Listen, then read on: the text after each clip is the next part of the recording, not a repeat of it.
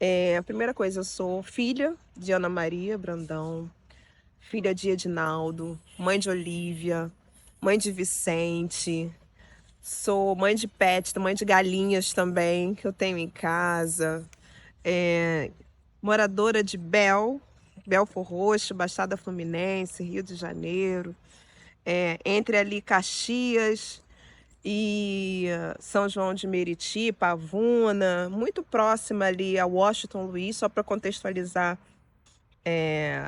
o território, né, de onde eu venho. Um lugar onde há muitas pessoas pretas, tem um processo histórico da Baixada Fluminense. Isso eu conto um pouquinho também lá na pesquisa, né? Eu sou filha de movimentos sociais, fui participante da segunda turma da Educafro, lá em São João de Meriti, com o Frei Davi, no Fluzinho.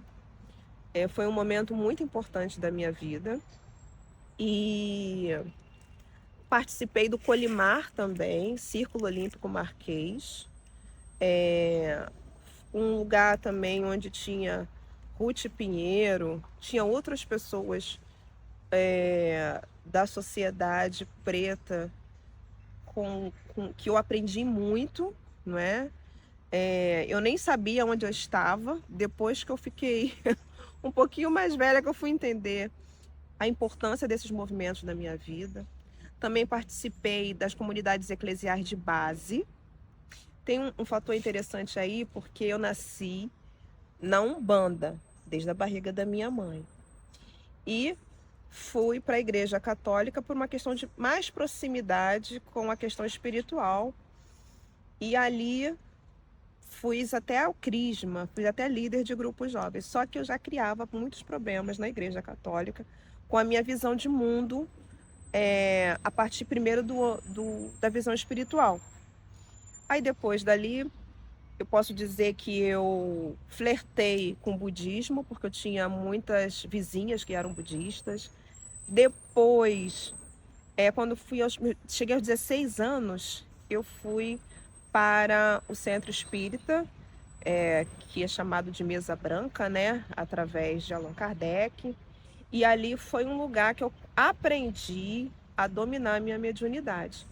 Que desde criança eu sou aquela criança que, no olhar colonial, a criança estranha que conversa com a espiritualidade, né? E tem intuições, premonições, várias coisas.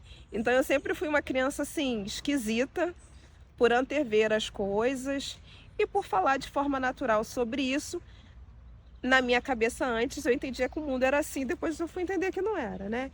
Então assim, eu sou esse misto de situações, fenômenos, vida, vivências, experiências, e eu vivia muito em casa. Em casa, eu sempre vivi um ecumenismo, com a Igreja Católica, com o lado da Umbanda, com esse lado de Kardec também, e etc. Né?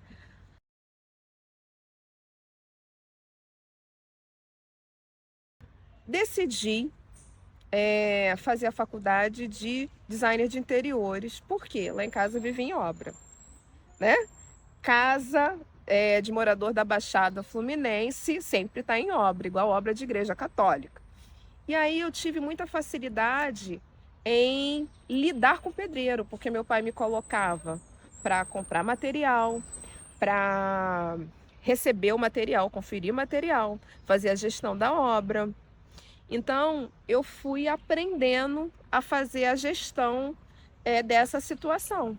Então, para mim, enquanto menina, né, enquanto adolescente, lidar com homens nesse lugar de comando foi algo assim, natural. Meus pais sempre tiveram um olhar de pedagógico com relação às questões domésticas. Eu lembro do meu pai também, desde a infância, me chamando para assistir vários jornais, entendeu? Você tem que assistir a mesma matéria em 2 ou 3 jornais diferentes. E ler jornais, a gente fazia assinatura de jornais. Aí ele me mostrava, tá vendo como esse jornal fala assim, dessa situação, e esse jornal fala de outro? Então ali eu fui aprendendo a ter uma leitura crítica, né? das coisas e da vida. Então, assim, imagina só esse contexto, com uma leitura crítica, uma visão espiritual ampliada, tá, está no processo conhecendo várias formas e denominações religiosas, envolta em movimentos sociais.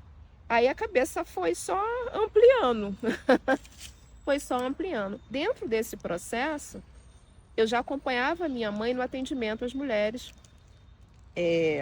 vizinhas, né? Nossas vizinhas, parentes, colegas da minha mãe de trabalho também. Minha mãe sempre foi uma mulher muito acolhedora, muito sensível, muito respeitada na vizinhança. Ela tinha a gente chama de autoridade moral, sabe? Que não é autoridade pelo medo, é autoridade pelo acolhimento, é aquela pessoa que todo mundo podia confiar. E eu, desde os 7 anos, eu fui acompanhando a minha mãe, no meio disso tudo, a receber as mulheres em casa, que batiam no portão para pedir sua ajuda. Mulheres em situação de... Eu brinco que elas estavam, assim como todas nós já passamos, a ponto de usar o réu primário em alguma situação, né? Porque mulheres que passavam por situação de violência, não é? Que passam até hoje, algumas mulheres que apenas queriam descansar a sua cabeça porque na casa delas não tinha paz, aquele momento de você ficar em paz. Mulheres que iam lá para casa para conseguir ler um livro, estudar, porque elas queriam fazer algum concurso e o marido não deixava. E elas moravam muitas das vezes em terreno com outras casas, com música muito alta. Então, assim, elas procuravam lá em casa por vários motivos. Para ter somente com quem desabafar, mulheres que precisavam vazar a sua situação de ser, né, a sua realidade, o seu cotidiano, porque não tinham com quem conversar. E aí eu fui aprendendo que não adianta você estar em volta de pessoas, numa família, em um lar, e você estar sozinho ao mesmo tempo. Era uma época, quando eu comecei a ajudar minha mãe, eu fazia o quê? Eu levava água. Minha mãe, Tatiana, traz água, traz suco, vê a cadeira, vê se quer ir no banheiro, vê se o banheiro tá limpo, não é? Tem pessoas, não, arruma lá a cama, ela tá precisando dormir, não é? Então, e eu fui essa pessoa que ficava fazendo esse, esse serviço. Só que nesse ir e vir, eu também ia aprendendo, eu ia escutando, eu via a postura da minha mãe. Minha mãe, quando as visitas iam embora, né? Essas mulheres. Minha mãe orava por elas. Quando a gente ia fazer oração, minha mãe colocava o nome delas na oração.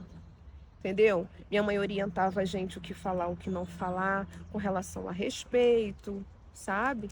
Então, só que isso para mim, assim, como eu falei, em conversar com os espíritos, era algo natural, fazia parte da minha educação. Aliada a isso também, eu, minha mãe, meu pai, nós íamos muito a orfanatos, fazer visitas a hospitais.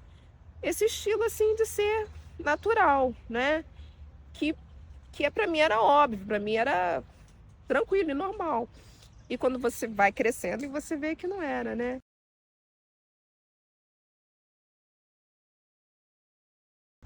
E minha mãe, eu sempre repito isso agora que eu vou falar. Minha mãe tinha uma frase que ela sempre falava. Ela, ela falava assim, Tati, desliga as panelas, que eu vou atender fulano.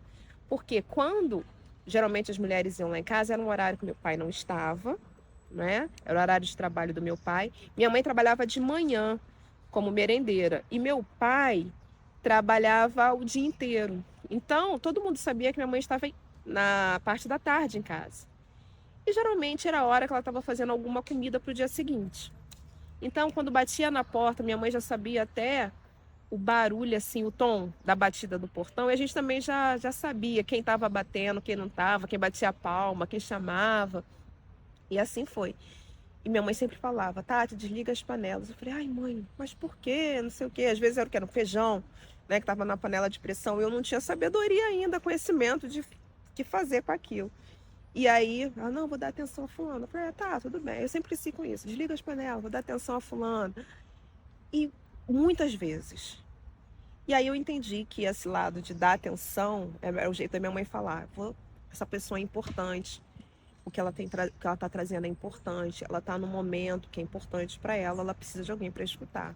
Então não era só desligar as panelas. Então eu fui crescendo com essa sensibilidade materna, né, da minha mãe, muito forte, assim, muito forte.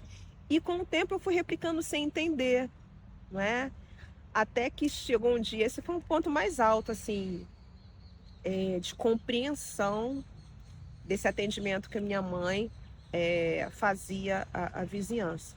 Foi o dia que uma das mulheres que ela atendia foi lá em casa para dar um presente para minha mãe, pois era aniversário da minha mãe. E ela levou 2 rolos de papel higiênico. E eu ajudei a minha mãe a receber nesse dia. Só que quando ela tirou o rolo, eu fiquei assim tão... Eu fiquei assim, imagina, eu nem lembro qual idade eu tinha. Acho que eu era pré-adolescente, né? Aí eu fiquei assim, ou era criança, não sei. Aí minha mãe olhou assim pra mim, tipo assim, não fala nada. Eu entendi, né? Aquele olhar que só as mães sabem dar. Assim, já tô comunicando muita coisa aqui com você nesse olhar. Fica quietinha. E a senhora falou assim, Ana, você me ajudou tanto que eu queria te retribuir. Porque você foi a única pessoa que me escutou, né? Ela queria retribuir, ela queria sinalizar a retribuição em materialidade. E ela falou assim, olha, eu não tenho dinheiro para comprar, mas eu trouxe o que eu tinha.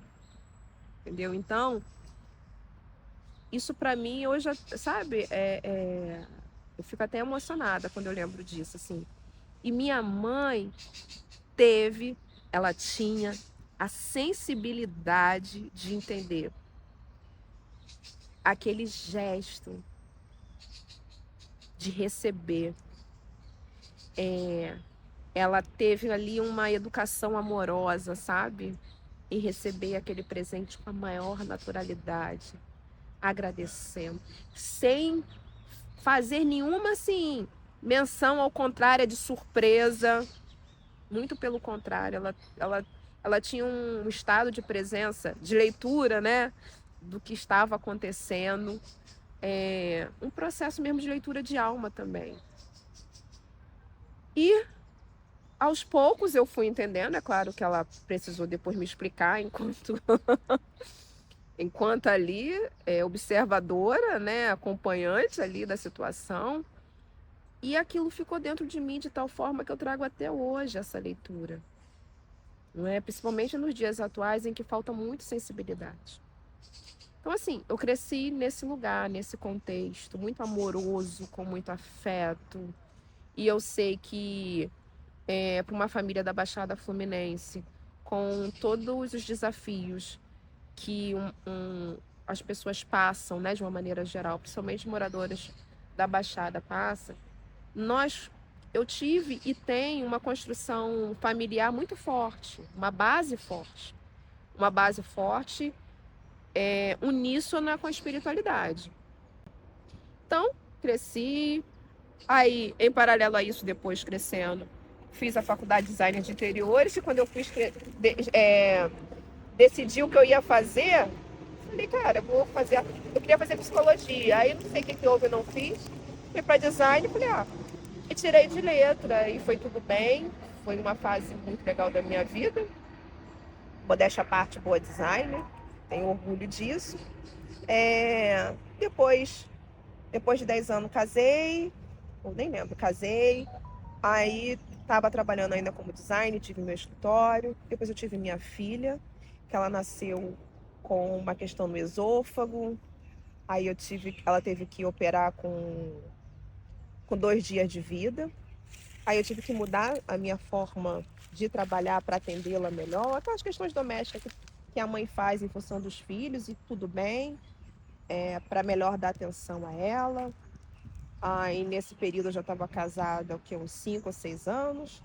O meu processo de casamento, vida conjugal, durou 11 anos. Divorciei, voltei para casa dos meus pais na Baixada Fluminense.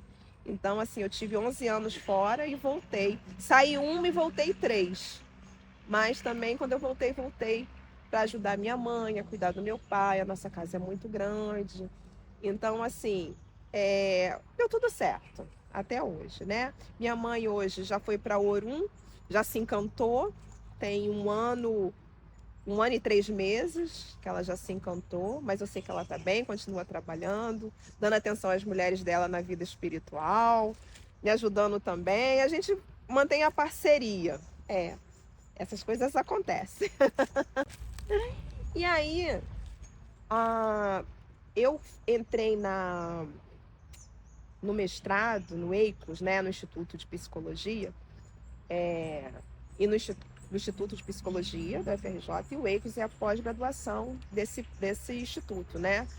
Pós-graduação de Psicossociologia de Comunidades e Ecologia Social. E eu fui levada por meu colega Geraldo Bastos, que me apresentou ao EICOS de forma muito afetiva, sabe? Muito prestativa, carinhosa. Então, assim, ele fez esse trabalho de intermediador. Brinco que ele é o Exu, aí o mensageiro pelo caminho. E eu entrei, isso foi em 2019. Em 2020, eu tive uma aula e depois entrou em pandemia. Então, o meu processo de história com a pesquisa teve que ser mudado em função da pandemia, assim como todos os outros pesquisadores, né? Eu ia estudar a solidão da mulher negra em espaços de trabalho, né? E eu falei, não vai dar para estudar, como é que eu vou fazer entrevista? Estava tudo muito novo, e ficamos naquele processo. Foi que em casa, eu pensando, né, pesquisando, fazendo aquelas pesquisas do que fazer, como fazer, o que eu vou mudar, foi que eu tive esse estalo com a minha mãe a partir do momento que uma mulher saiu de casa, que foi falar com a minha mãe. E aí algo aconteceu. E nesse processo de estar muito em casa, reflexiva, né, é um outro lugar em lockdown, aquela coisa toda, com aquela preocupação, eu acabei me voltando muito para dentro, para o meu quintal. Comecei a observar as vidas do quintal, eu coloco até isso na pesquisa, né? Comecei a observar a borboleta, comecei a observar onde a galinha estava colocando o ovo, né? Aí eu lembrei muito de Manuel de Barros, com a questão dos quintais, movimentou muito a minha mente, meus pensamentos sobre isso. E eu fiquei olhando a lesmas, eu fiquei olhando tudo, as abelhas polinizando. E eu consegui, a partir disso, como eu já estava no processo de metodologia, sem perceber, e fui dando vazão, né, a outros pensamentos, a olhar para minha mãe de outra forma. E aí que veio essa situação e eu falei, mãe, será que isso pode ser também pesquisa? Eu falei com a minha orientadora e foi.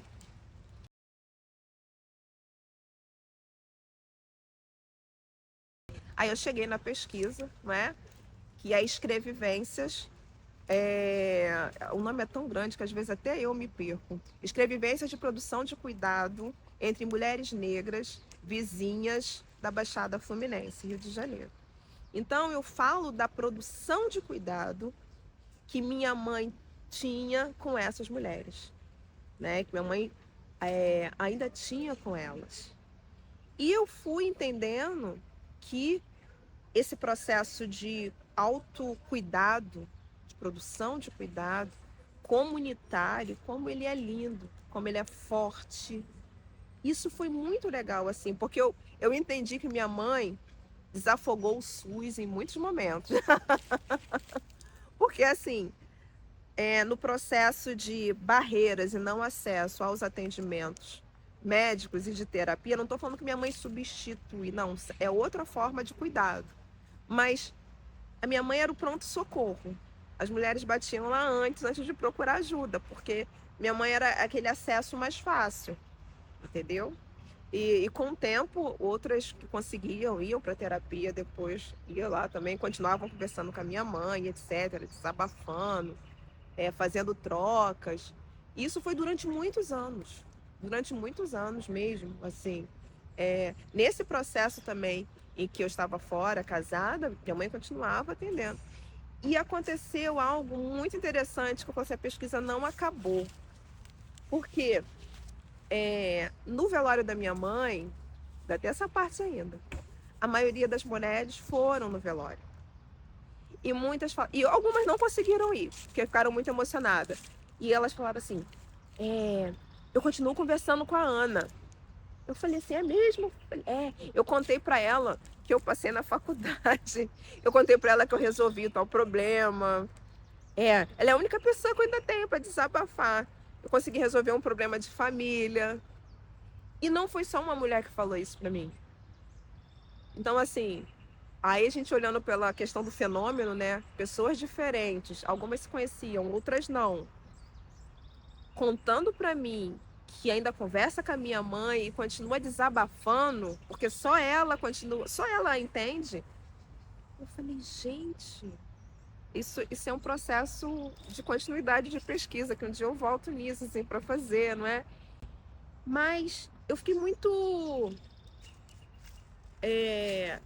emocionada e aí a ficha vai caindo cada vez mais, o download vai completando, né? Hoje em dia, como a gente fala, da importância da minha mãe, da importância da sensibilidade dela, do afeto, do afeto.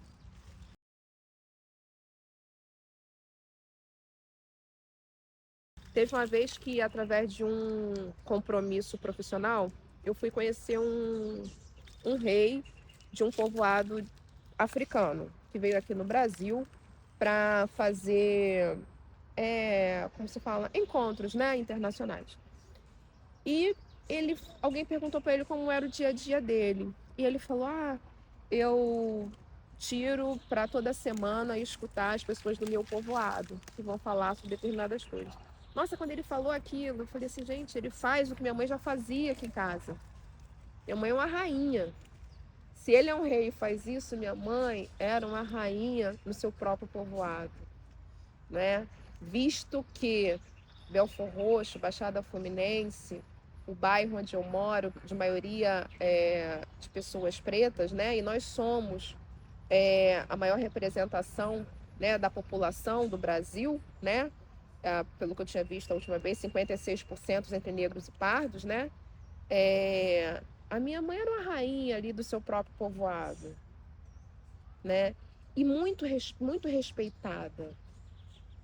E ela só dava atenção, ela fazia um trabalho de escuta. E outra coisa que eu aprendi com ela, não julgar. O processo do não julgamento. De você conseguir olhar para aquela pessoa, mesmo que você não concorde com o que ela fez, com o que ela faz, seus princípios, mas não julgue, porque você não está no lugar dela. Porque tem todo um contexto que muitas mulheres passam que a gente não tem a dimensão, porque muita coisa não é dita. Porque não pode ser dita, porque é risco de perder a vida. Uma vida que já vai sendo perdida aos poucos, né? A questão da morte lenta que o Estado proporciona, que esse processo de vida desta forma proporciona. A vida sem encantamento. Porque assim, a partir do momento que a gente perde a conexão com a nossa ancestralidade, sendo pessoas pretas, com todo o histórico, né? Desde a África, a gente perde o encantamento por causa até da própria ruptura histórica que teve, né? Desde o processo diaspórico, como foi o nosso processo colonial no Brasil, e aí vem processo em cada estado, como que se chega a Belford Roxo, como é feito o processo populacional ali, não é? Então, assim, tudo tem uma história e cada vez que ocorre essa história em determinado território, vai havendo uma ruptura. E é aí que, nesse processo de ruptura, quando eu volto para casa, tá tudo interligado, né? Quando eu volto para casa, no processo também, já antes da pandemia, quando eu voltei, eu volto para o centro espírita. Eu dei a volta e voltei. E de forma assim, firme, com um outro olhar, trabalhando com a minha preta velha, a vovó Bernardina, que sempre me orientou, sempre foi presente, sempre é muito presente na minha vida, na vida da minha família. lá em casa cada um com seus protetores e tá tudo bem, sabe? Uma relação muito natural, assim como eu tô conversando com você, é uma troca natural espiritual. E isso tudo influenciou na pesquisa, né? De olhar para minha mãe como uma preta velha, com sabedoria. Aí você começa a compreender a dimensão do que minha mãe fazia.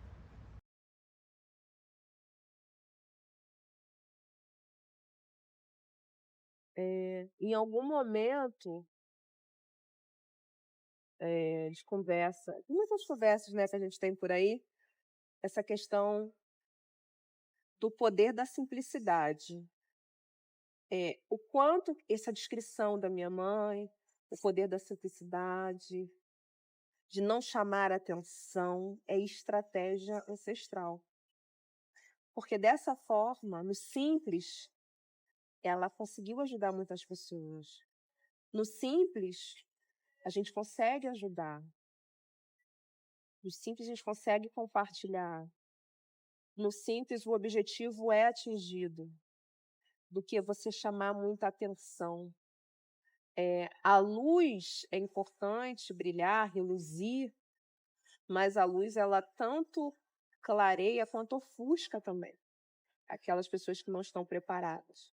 E muitas das vezes essas pessoas que não estão preparadas e podem se ofuscar com a luz, elas serem atendidas num processo de descrição e muito mais efeito, né? É como se fosse, então, se a gente for amarrar um pouco aí com essa ideia do nós por nós, né? É como se fosse um elemento que É, constrói o nós por nós, né? Como é que você define o que é o nós por nós a partir da história da sua mãe? o nós por nós é esse olhar mesmo comunitário, que minha mãe fazia de forma voluntária, sem intencionalidade, outras, de ter atenção de ser holofote, era o processo existencial dela. Então, assim, era a existência dela à disposição da existência das outras mulheres, entendeu? Era uma troca ali existencial. E voltando à questão da simplicidade, eu estou pensando aqui também, a minha casa, por ser simples, com obras inacabadas, ela também se mantinha e se mantém em pé de igualdade com outras casas dessas pessoas. Então, não tinha a preocupação de ficar constrangida por estar numa casa melhor ou pior. Não. A simplicidade aproximava também essas mulheres lá de casa. Porque, assim, a estética do portão delas era igual à estética do meu portão, vamos dizer assim. E ver uma obra inacabada na minha casa era o mesmo. Então, elas estavam falando com uma pessoa igual a elas. Uma pessoa igual a elas, que a entendia, compreendia, tinha uma vida próxima, né, no contexto de filhos e comunidades e etc., mas que a escutavam. Então não se distanciavam, não tinha barreiras, era só bater no portão se minha mãe estava em casa assim, se não tinha, elas voltavam no momento oportuno, entendeu? Então é nesse sentido que nem tudo que reluz é ouro, né? E nem tudo que reluz produz cuidado, produz conhecimento. Mas isso às vezes é só um processo de tempo, de observação, né? De abertura de mente, de coração, de um outro lugar, se colocar disponível para essa questão da atravessabilidade que Denise fala, pensar não pela separabilidade que o Estado nos coloca, não é? Que esse processo do capital nos coloca, capital, essa questão da racial, né? Faz com a gente, coloca cada um no seu lugar. Minha mãe não, minha mãe era a pessoa do acolhimento.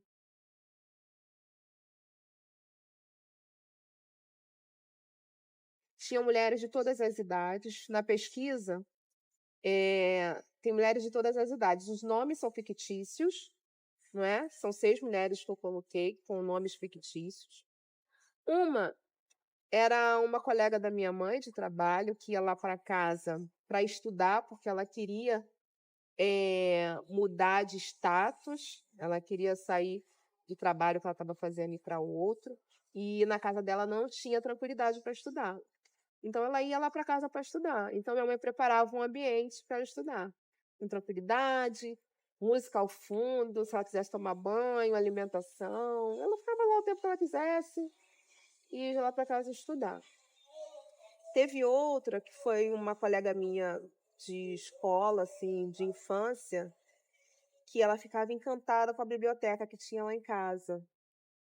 E ela queria estudar, ela tinha aquele ímpeto de querer ler, só que na casa dela não tinha livro, era algo muito distante, né? E ela ia lá em casa, começou a pegar os livros que tinha lá, e meu pai e minha mãe faziam parte do círculo do livro. Isso também eu acho que foi algo muito importante, assim, de diferenciação entre eles, essa questão do olhar crítico, do pensamento crítico, e a quantidade de livros que eles liam a partir do círculo do livro na época, né, deles. E aí eles indicavam os livros para as minhas amigas, e teve uma que foi lendo vários livros, e foi aí um processo de autoconhecimento, conhecimento, que, na verdade, a partir do processo de indicação e nessa constância, ela pegava uma orientação com a minha mãe, discutia sobre um livro, e só lá ela podia fazer isso.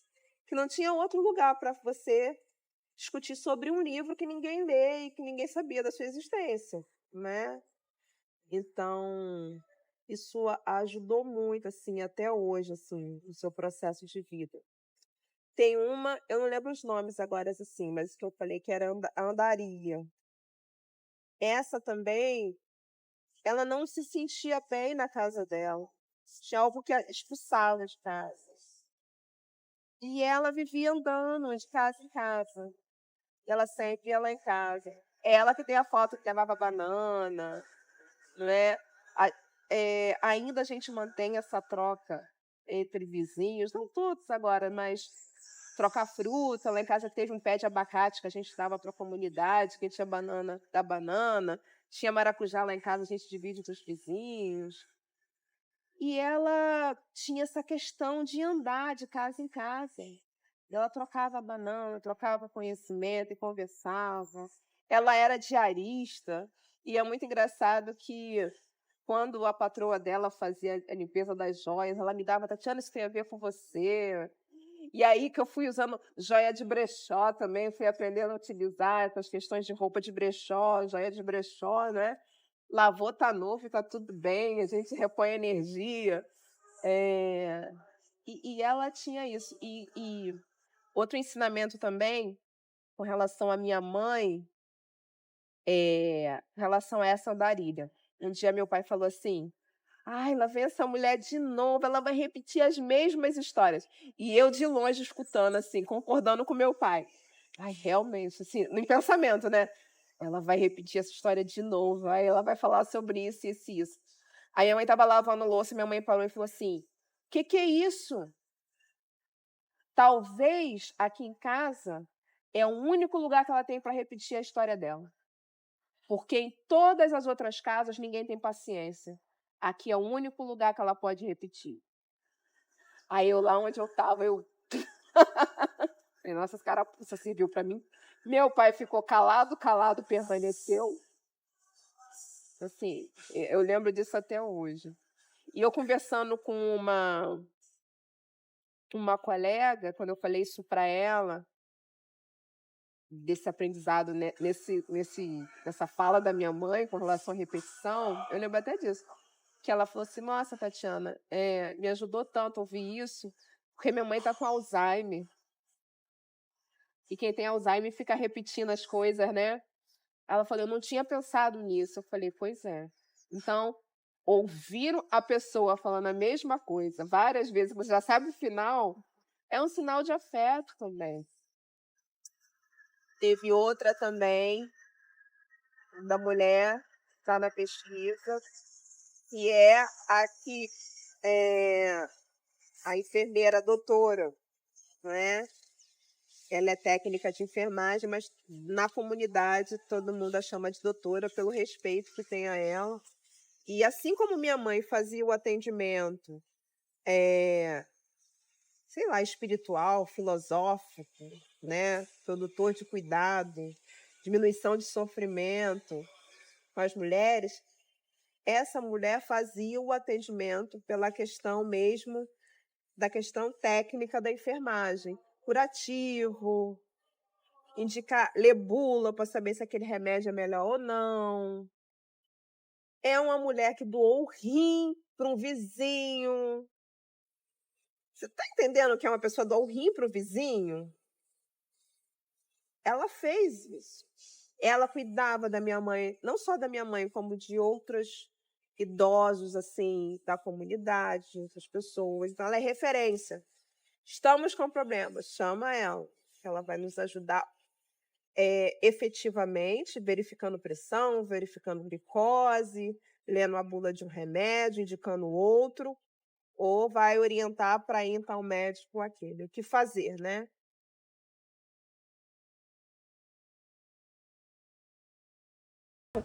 Como Conceição Evaristo é uma mulher submissa, e a sua existência também é submissa, e seu processo de ser, estar no mundo é forte, é firme, né? As suas palavras que cresceram de tal modo, ela não chama de metodologia, a academia que deu esse nome, né? Essa prática da escrevivência que ela traz a partir desse olhar. Que no caso da escrevivência, por Conceição Evaristo, quando a gente escreve em primeira pessoa, trazendo nessa história, não é uma questão narcisista. É que a minha história de mulher preta enuncia outras histórias de mulheres pretas. Então, o que eu passo sendo uma mulher da Baixada Fluminense, enuncia outras histórias de mulheres da Baixada Fluminense. Por isso que há tanta proximidade, identificação. Não só como uma mulher negra da Baixada Fluminense, uma mulher negra de uma comunidade, uma mulher negra de uma favela, uma mulher negra que passa por situações que só quem pega ônibus ou quem vive distante do que é considerado centro sabe que está passando, né? Dos processos do viver, da dimensão do viver, de coisas que mulheres brancas não passam. Então, assim, quando eu uso escrevivência, eu estou enunciando outras mulheres naquilo que elas também passam. E trazer isso para a academia, dentro do curso de Psicossociologia de Comunidades e Ecologia Social, na linha 3 de saúde, foi e é uma ousadia. Agora, de 2019, 2020 para cá, caminhamos muito em termos acadêmicos. Aí falando agora muito de academia, processos, cânones, currículos, não é? Esse dimensionamento que é a produção de saber.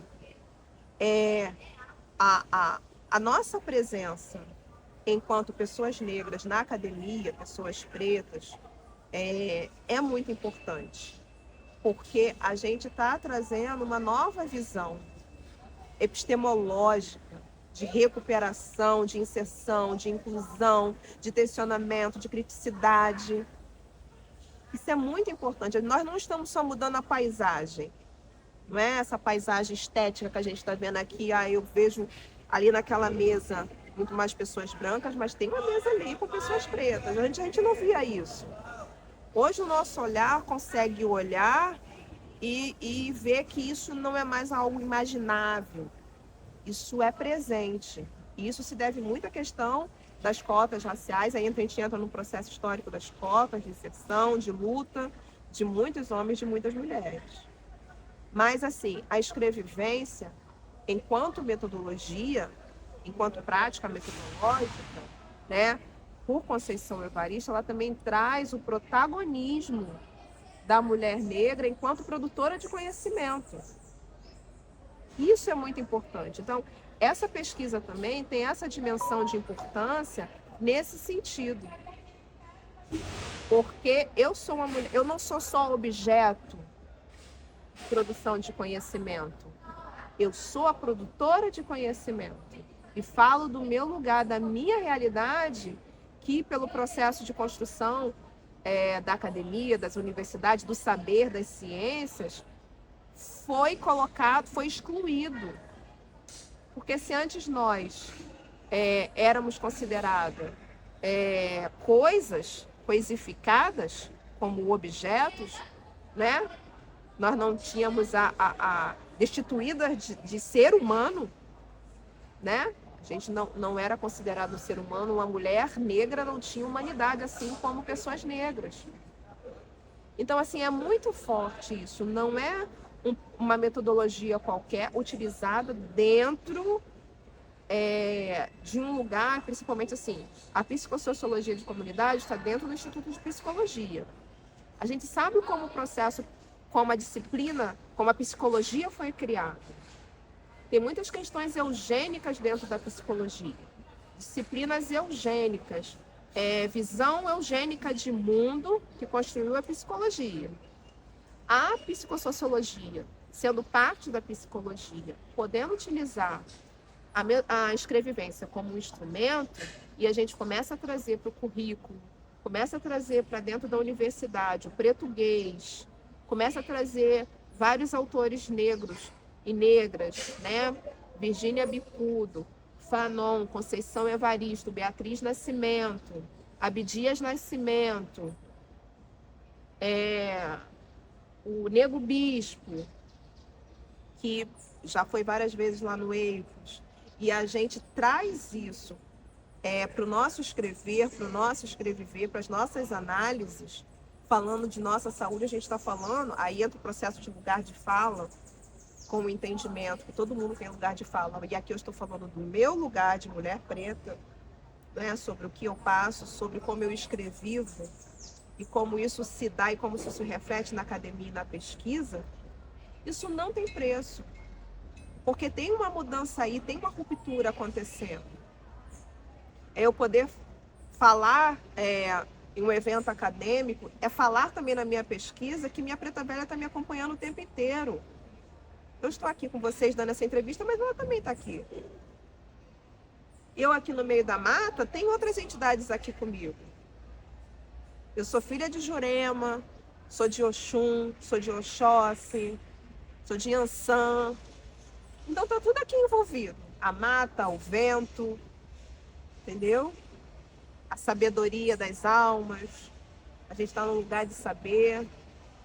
Eu nasci no dia de São Pedro, que é considerado Xangô, na espiritualidade, né? Na Umbanda, é de São Pedro, na Igreja Católica, né? Então, assim, tem todo um processo de sincretismo no meio disso.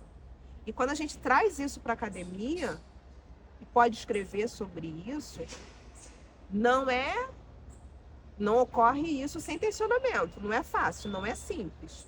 É através de muitos embates. Você vê o nós por nós, assim, em todo o processo, né? Sim. O nós por nós não é só assim, assim como minha mãe fazia, de estar presente, de corpo direto, corpo com corpo. Não. É o nós por nós na luta. Nas escolhas acadêmicas. Nas escolhas acadêmicas. Mas eu tive a oportunidade, eu não falo nem privilégio não, mas assim, eu tive, nem sorte também, não é sorte nem privilégio.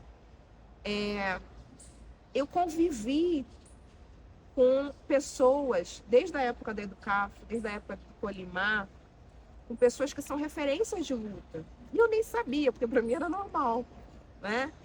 E eu vim um pouco preparada aqui para a academia. Eu não vim para ser definida na academia. Quando eu chego aqui para fazer mestrado e agora doutorado, eu já vim com a minha história. E aqui está sendo um complemento, não está sendo o meu processo de definição. Eu estou aqui me ampliando meu saber, meu processo de criticidade, né, meus pensamentos, trazendo complementos e observações. Então, eu venho com esse lado preparado, com o fundamento espiritual bem preparado. Então, assim, eu sei que eu estou com uma luta aqui espiritual também. Mas eu sei que outras pessoas, outros colegas não estão, pretos e pretas. Eu sei que eles não vieram com essa preparação. Vem muito machucado, já pelo processo anterior de entrar na academia. Então, quando a gente escreve em primeira pessoa, voltando para Conceição Evaristo, eu estou fazendo um posicionamento firme sobre quem eu sou, de onde vim, para onde eu vou, o que eu quero. É sobre isso que eu estou falando, é sobre minha história, que não é só a minha história, é a história de outras pessoas, entendeu? Em muitos programas é inaceitável falar em primeira pessoa, porque por causa da questão dos cânones, né? Tem toda uma codificação ainda da área colonial, burguesa, né? Da heteronormatividade, não é? Da questão metodológica, de separabilidade, né? De estratificação do conhecimento, e é uma forma também de exclusão do pensamento, não é? Quando você coloca regras, que essas regras se tornam barreiras, né? Principalmente para esse público que está entrando na faculdade, que é de seu direito. Então, utilizar a escrevivência é muito importante. É uma luta, é uma bandeira também, que a gente vai fazendo, horas de forma silenciosa, hora não, com muito tensionamento. E aí muitas pessoas me perguntam como eu sobrevivo a isso. E eu falo brincando, mas é sério também. Muito banho de erva, muita vela acesa, muito incenso, muito, né, queimando muita folha, muita fumaça, fazendo muitas oferendas à espiritualidade, conversando, trazendo junto, é muita oração. Não é assim, não sai. Tem um custo financeiro nisso, tem um custo de corpo, tem custo de presença. Não é simples, mas essa é uma forma. E que forma é essa? É a forma da sabedoria ancestral. Essa é a forma.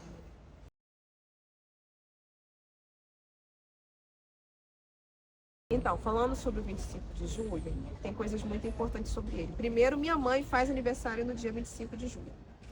O nome da minha mãe é Ana Maria Brandão Ponte. Essa questão de ser Ana, porque ela é Ana?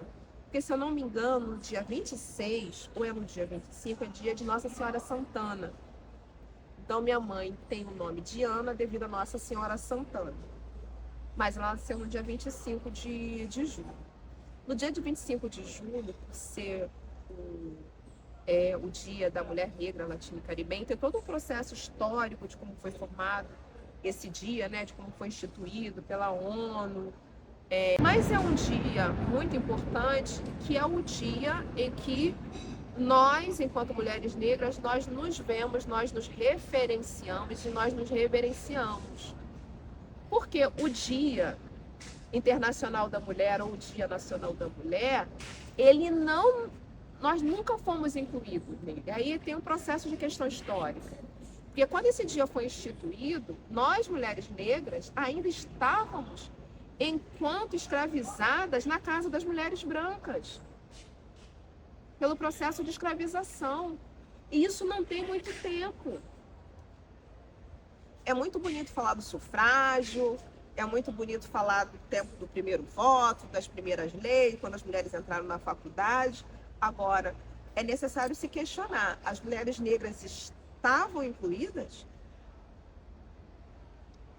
Não. Então, assim, por isso que o Dia Internacional da Mulher não nos representa. Porque nós não estávamos lá. Estávamos ainda escravizadas. Então, é uma forma de termos o nosso dia, e aí tem essa questão da união, né? Mulher negra, latina e caribenha, dentro desse processo mesmo racial. Mas no processo olhando pela potência, né? Olhando pelos nossos direitos, olhando por todas essas conquistas que nós conseguimos fazer. Então, nesse mês de julho também foi instituído o Julho das Pretas. O Julho das Pretas é todo ano, né? A gente sabe que datas comemorativas são simbólicas, elas colaboram e auxiliam para políticas públicas, trazer visibilidade às causas, mas o nosso dia é todo dia, são todos os meses, não é? E é muito interessante, assim, de um tempo para cá, que a pauta da mulher negra, ela vem saindo com muita luta dos movimentos sociais e de nós, o nós por nós, sair desse processo de sazonalidade do calendário. Nós estamos conseguindo isso. Não vou falar só de mulher preta, dos nossos direitos, em mês de julho, no dia 25. Assim como a lei de diretrizes básicas 10.639, da obrigatoriedade de ensinar sobre a nossa história nas escolas, ser incluída no currículo, ela tem um caráter sazonal em muitas instituições escolares, né, da educação, ela ainda não é utilizada da forma que se deve. Então, aos poucos, o Nós por Nós, com muitos programas de incentivo acadêmico, educacional, né, nas graduações, nas escolas principalmente de base, no ensino fundamental, no ensino médio, aos poucos está sendo ampliada essa discussão. Existe ainda muita barreira, existe ainda muita tensão, muito conflito, e hoje em dia, com essa polarização da sociedade, ainda tem muitas pessoas querendo eliminar essa conquista que é muito difícil, que nos é muito cara, não é? Não só essa, como a questão das cotas também, e todas as demais, né? Não só falando em mulher negra, mas falando algo, por exemplo, que está acontecendo, e aí trazendo a questão para todas as mulheres, que é a Lei Maria da Penha, enquanto a própria Maria da Penha hoje está precisando ser, como se fala? Quando a pessoa precisa sair do país, buscar socorro. Exilada?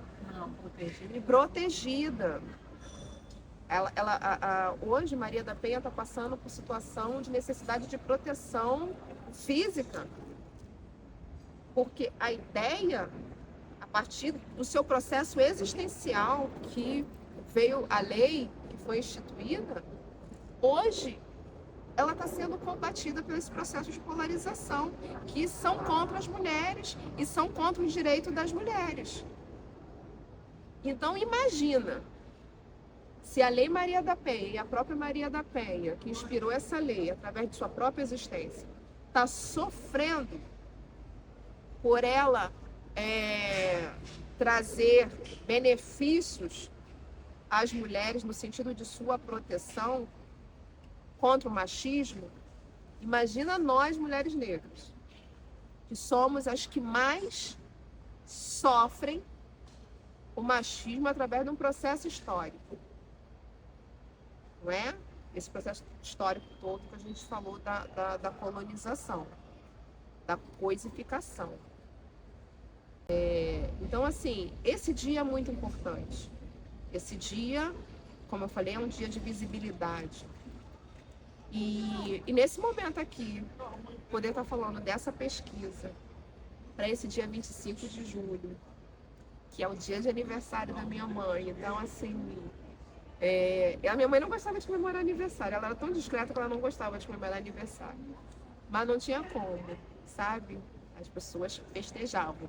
É o dia de aniversário da Ana. Então, assim, recebia muita ligação, sempre tinha gente lá, sempre muito benquista. Então, esse dia é um dia muito importante para mim, entendeu? E eu sei que é um dia importante para outras mulheres também, mas ele precisa ser mais ampliado. Infelizmente, a gente precisa lutar mais por ele, não só por ele, como por outros dias também de relevância, né?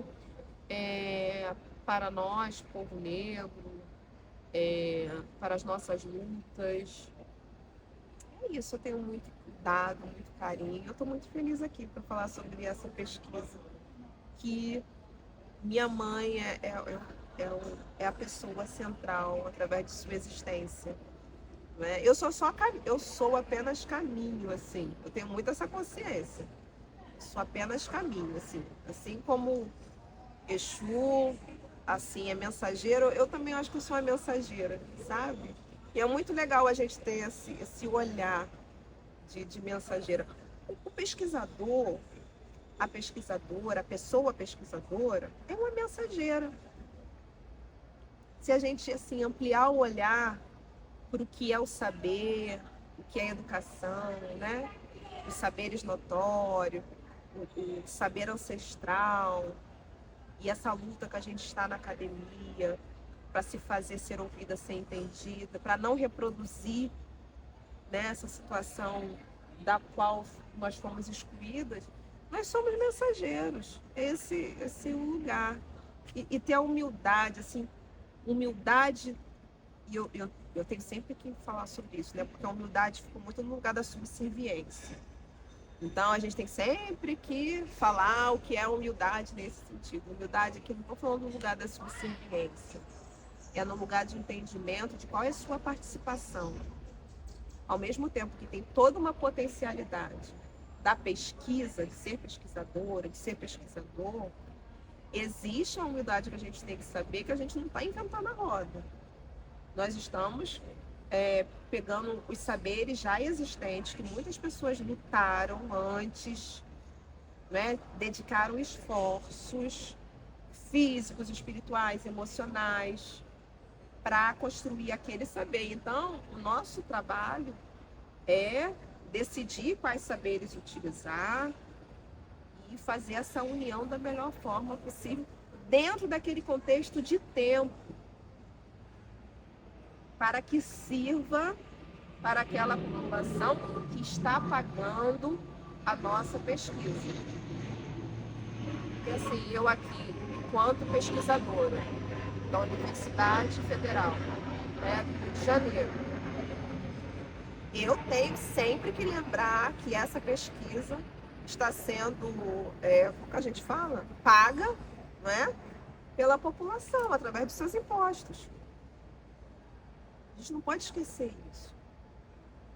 Não pode esquecer. Então, assim, eu não estou aqui só falando da pesquisa por um lugar de orgulho. Não, eu estou aqui também falando da pesquisa, devolvendo para a sociedade aquilo que é o nós por nós também, sem que a pessoa se dê conta disso. Quando paga seus impostos, como exige lá a notinha, quando não faz sonegação. Entendeu? Então, assim, tem uma amplitude aí do processo da pesquisa, no sentido comunitário, de diversos caminhos, né? Sim. Eu não falei da importância do processo de pesquisa quando eu trago Anastácia e Anastácia livre. Isso é importante, porque assim, ao final, o significado, o simbolismo também que teve essa pesquisa para a comunidade, principalmente para a comunidade de mulheres negras, em ampla dimensão, né, na área de produção de conhecimento e produção também de cuidado, é a questão quando eu trago na observação que esse trabalho foi feito na pandemia, né, essa pesquisa foi realizada em contexto pandêmico, e que quando eu me vi de máscara, eu lembrei também do processo que eu estava conversando com um colega meu. Eu estava, inclusive, no museu que tem lá na Igreja do Rosário, não é? E lá tinha uma Anastácia, a imagem da Anastácia, né? E Anastácia com aquele flange, né? Que todo mundo conhece o seu processo histórico. Com essa questão do silenciamento, é uma história muito forte. No processo da pandemia, as mulheres negras foram muito afetadas e morreram. As pessoas pretas, né? Foram as que mais morreram.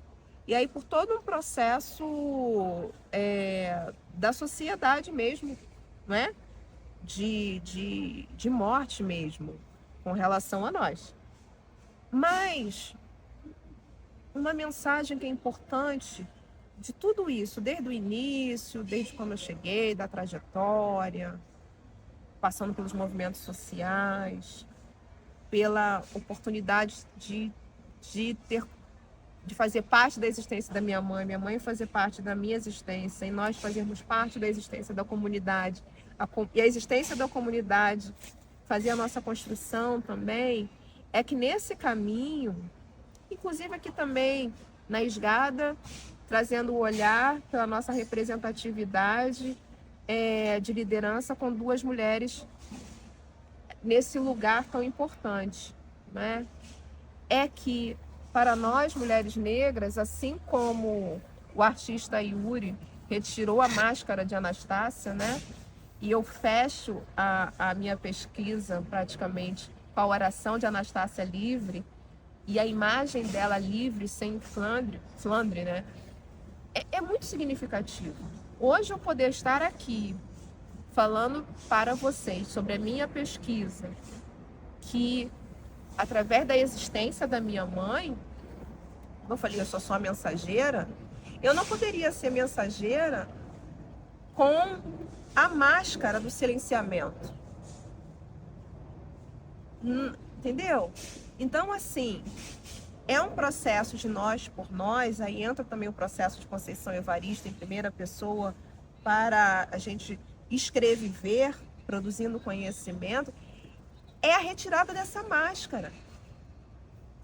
Eu não estaria aqui se outras mulheres, através de suas lutas, isso tem a ver com 25 de julho, o Dia da Mulher Negra Latina e Caribenha, se muitas outras mulheres não tivessem lutado e ter dado sua vida, seu sangue, para a retirada das máscaras de outras mulheres, pela existência de outras mulheres. Então, assim, terminar com a Anastácia na pesquisa, ter esse símbolo, tanto ela com e sem, porque eu fiz até uma análise, né? Eu com a máscara na pandemia, e quando a gente olha para a Anastácia, a gente não vê muita diferença em tempo e espaço, né? Do que as coisas acontecem e aconteceram, é muito importante. Então, assim, eu estou aqui, não falando bastante, me comunicando pela minha pesquisa, compartilhando ela, mas a partir desse lugar de poder falar, que muitas mulheres antes de mim lutaram para que isso acontecesse. Né? Eu sou, falando que nós somos os sonhos dos nossos ancestrais, e eu tô aqui reverenciando eles e elas, assim, com muito amor e com muito carinho. Era isso só. Queria Nossa. deixar registrado. Muito simbólico mesmo, né?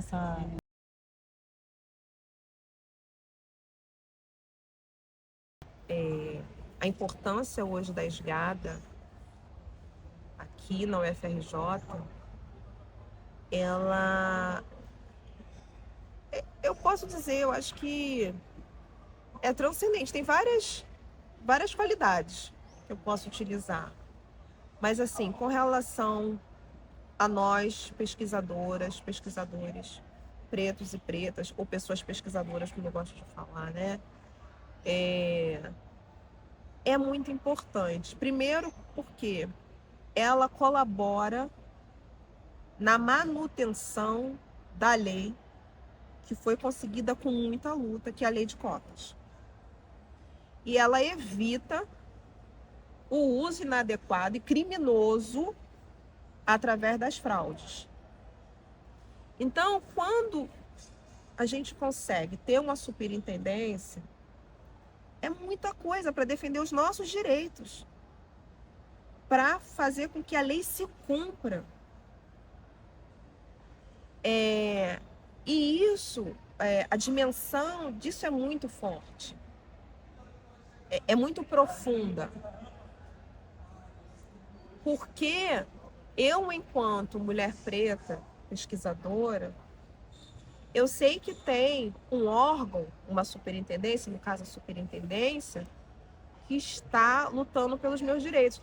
E quando a gente pensa na Esgada também, eu pelo menos não penso só como um órgão, eu encontro afeto. Depois que a gente começa a compreender quais são os processos, afeto e luta ao mesmo tempo, né? E firmeza também. afeto, firmeza, luta, dedicação, não só por todos que trabalham e se dedicam enquanto funcionários públicos, mas também na figura da Denise, né? Que está ali na linha de frente, um processo maior de visibilidade, mas que tem toda uma equipe por trás. Pretos e não pretos, brancos, amarelos, não importa. Mas assim, é a questão de comunidade, de visão de comunidade mais ampliada, a partir dos direitos. Então, assim, quando a gente olha para a paisagem acadêmica hoje, aqui, a gente vê que essa paisagem mudou e nessa intermediação tem a esgada. E antes não tinha. Tinha a lei, que não era cumprida em sua plenitude, com muitas fraudes. Então, a partir do momento que você tem um órgão, uma superintendência, que faz essa intermediação da manutenção da lei, que a lei seja cumprida em sua plenitude, isso, para nós, dá uma tranquilidade também, sabe? E faz diminuir toda a intenção de fraude também, porque tem uma questão que é cumprir a lei enquanto aquela pessoa que quer fraudar não passe, não faça o seu ato criminoso, mas também tem um processo antes que se uma pessoa que tem a intencionalidade de efetuar uma fraude, isso já pode diminuir a sua intenção em querer realizar isso. E é legal também que quando a gente olha para a esgada, a gente vê um quilombo, né? É a manifestação do quilombo na universidade. Então, assim, de tempos em tempos, toda vez que tem um processo em que precisa passar pelo processo de heteroidentificação, pelas lutas, tem essas reuniões entre nós, que é a questão do aquilombar e do aquilombar-se. Então, assim, a esgada hoje é esse lugar também. É muito interessante isso. Fora o processo de compartilhamento de saber e de saberes, né? Sobre nós mesmos enquanto comunidade. E saberes atualizados. Porque é importante a gente ter esse ponto de apoio na universidade com os nossos saberes atualizados. Porque, assim, as universidades, as faculdades, os locais em que produzem conhecimento precisam trazer esse olhar de reflexo do que está acontecendo na sociedade, em todas as dimensões. Então, isso também é proporcionado pela Superintendência de Ações Afirmativas. E isso é muito importante. Nós precisávamos da esgada sem mesmo antes dela existir. E que bom que hoje ela existe. E, por exemplo, o processo de heteroidentificação, que é um dos braços, né, da esgada, ele traz muito aprendizado para a gente. Não só para quem participa enquanto heteroidentificador ou heteroidentificadora, mas traz um processo de reflexão. Reflexão é reflexo da sociedade hoje. Porque, na verdade, o que ocorre no decorrer do processo é o reflexo da sociedade, para o bem ou para o mal, não é? É uma microapresentação, uma micromanifestação do que acontece fora aqui dos muros da universidade. É muito forte mesmo. Então, é isso, assim, eu espero que ela tenha muitos anos de vida e que cresça cada vez de forma mais sólida. Eu não sei qual é o caminho depois de ser superintendência, para onde vai, não é? Porque os órgãos vão crescendo, vão tendo outros nomes, né? Se tiver que ir para outra esfera, que isso aconteça, mas eu sei que isso não vai acontecer precisamos nos aquilombar cada vez mais, dar apoio, estar junto para defender, para compartilhar, para explicar, efetuar as coisas de forma mais transparente o possível, estratégica mais o possível, não é? E aí, o bom de ter muito preto junto, muitas pessoas pretas juntas, ter a nossa negritude junta também, é que aí a gente junta muitos ancestrais também, junta muita sabedoria ancestral que vai ajudando um ao outro ali para crescer, entendeu? Então, nesse processo de acolhimento, a gente acaba se acolhendo. É muito legal hoje caminhar aqui pelos corredores e você vê a dimensão, a pluralidade de cultura, não é? Pessoas com suas roupas coloridas, trazendo a sua cultura, sua autoestima, coisas que a gente não via até tempos atrás, não é? A importância de você assumir seus traços negroides, não é? Sua cor, e ter orgulho disso, não só por um processo de caminho de entrada, mas é muito mais profundo, de você olhar e ver outras pessoas pretas também na mesma situação. Assim, é muito bonito também, é poético também. É luta, entra questões jurídicas, não é? A gente está falando de leis, então entra questões jurídicas, entra as questões ancestrais, entra as questões educacionais, então assim, é muita coisa envolvida. Mas também tem uma poesia que faz parte da gente e que a gente não pode perder, entendeu? Assim, para todo o processo assim, de inserção e de ruptura que o povo preto vem fazendo em lugares que, por natureza, nós somos excluídos,